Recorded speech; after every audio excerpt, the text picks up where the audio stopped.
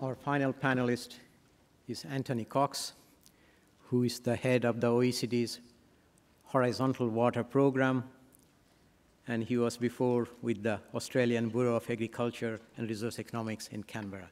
Anthony, all yours.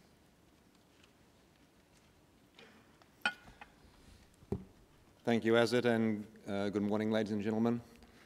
As some of the panelists have already mentioned, the OECD has released its environmental outlook to 2050.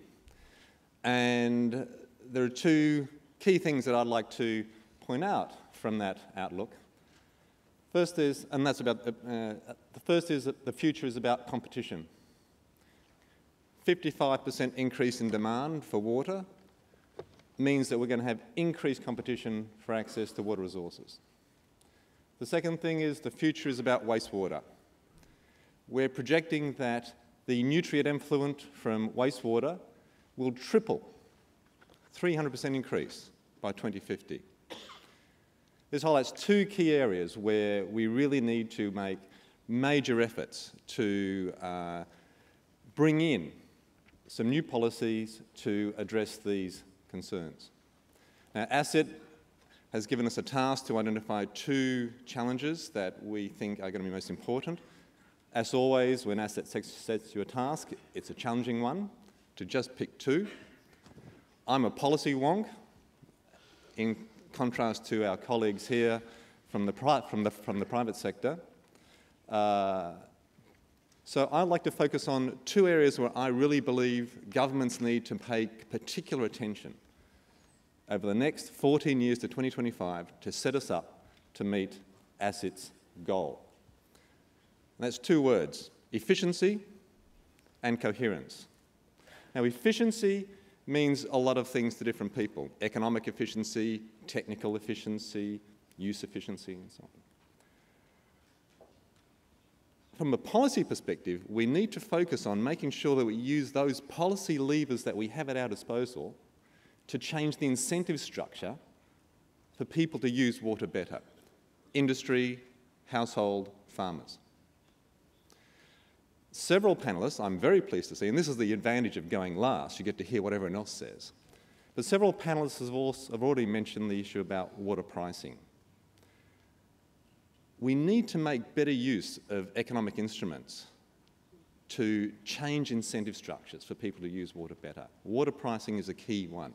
And not just water pricing to recover the costs of investment, operation and maintenance of water infrastructure, but water pricing to reflect scarcity. Water has a scarcity value. Most governments these days do not attach a scarcity value to that water. Most governments are struggling to make water tariffs that consumers pay meet the costs of investment in infrastructure, of maintenance and operation today. Recent OECD work has shown that the investment needs in OECD and emerging economies for water supply and sanitation infrastructure are going to be, by 2030, will be about $1 trillion a year to try and replace ageing infrastructure that we have neglected over the years. This dwarfs the infrastructure investment needs in transport, in telecommunications, in electricity. The second area in relation to this pricing and economic instruments is charging for pollution. We need to make a stronger effort to introduce pollution charges to address this wastewater issue. This applies to industry that can drive the incentive to close the water loop behind the factory gates. It also applies to households. In an era of increasing urbanisation and where we predict that the rate of urbanisation will outpace the connection to sewage systems and wastewater treatment facilities, we really need to do something much more radical to help move away from that business as usual scenario.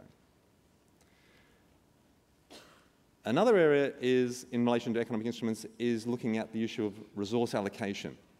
between different uses, if we have competing demand for scarce water resources from industry, from farmers, from households, electricity generation, we need to have more useful, flexible allocation mechanisms. Issue of things such as water markets. In Australia, they've introduced some water market in the Murray-Darling Basin. They did this in a period of drought. Farmers changed their practices, and one study estimated that the added value to Australian GDP from introducing water markets in this way was around 220 million Australian dollars a year. Now that is quite remarkable, to have such a radical policy shift in the middle of a period of extreme drought and to have that kind of satisfactory economic outcome. The other area in relation to efficiency, I think, has also been mentioned. That is to make greater use of innovation to drive efficiency. The issue here is about scaling up. You come to these conferences, these World Water Forum, World Water Week, and you see in the exhibition hall many, many technologies. The challenge is getting them into the situations to tailor them to local situations and scale them up. To help drive that, from a policy perspective, we need the investment in that requires strong and stable institutional and regulatory frameworks.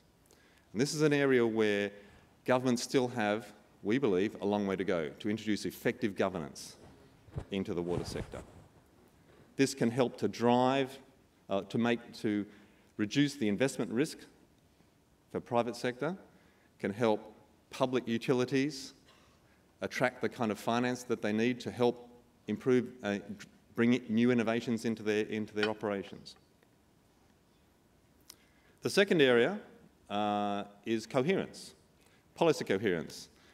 It's policy wonk jargon for trying to get things to work together. We've all heard about the nexus, water, energy, food. I would add a fourth one, the environment. Without an eye on keeping our asset base intact, or at least not too adversely impacted, the other three areas of the nexus are going to struggle. But rather than searching for the grand unifying theory of the nexus, in the next 14 years to 2025, I think governments need to focus on trying to unravel the historical, institutional and political legacies that they've created. Just trying to get rid of, for example, agricultural subsidies that support water-intensive agriculture. We've seen examples around the world of countries reforming their agricultural sectors and having a positive impact on the environment. New Zealand is a very good example. Australia is another example where they have reduced agricultural subsidies and they've actually increased the value of their agricultural sector. Fossil fuel subsidies has also been mentioned. OECD countries give around 50 to 75 billion US dollars a year in subsidies and support to fossil fuel producers, coal, oil, gas. Non-OECD countries give around 400 billion US dollars worth of consumption subsidies for fossil fuels. Trying to wind back these is, as Bill said, incredibly politically difficult. But trying to address these perverse incentives is a key area where we can have an impact on the economic bottom line of countries, on the efficiency of use in energy and the efficiency of use in water, and have a positive impact all around on the environmental resource base. So there's the two priorities that I'd like to set, the two challenges, efficiency and coherence. It's not easy, of course. It takes political leadership, it takes political courage, it takes a strong information base.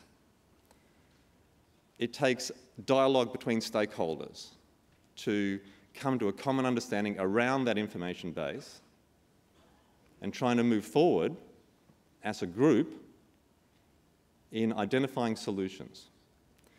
One of the key things that I'd like to leave you with, and this relates to the issue we often hear about water pricing, is what about the poor?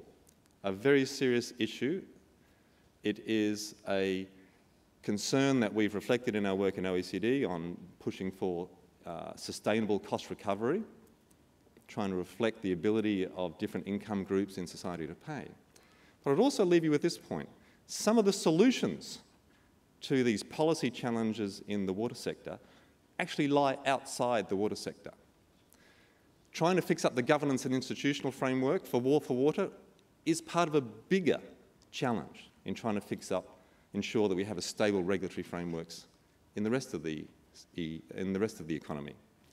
Trying to meet the social support needs for the poorer groups in society should not be a burden on the water sector alone. It is a wider issue that needs to be shared amongst other institutional structures.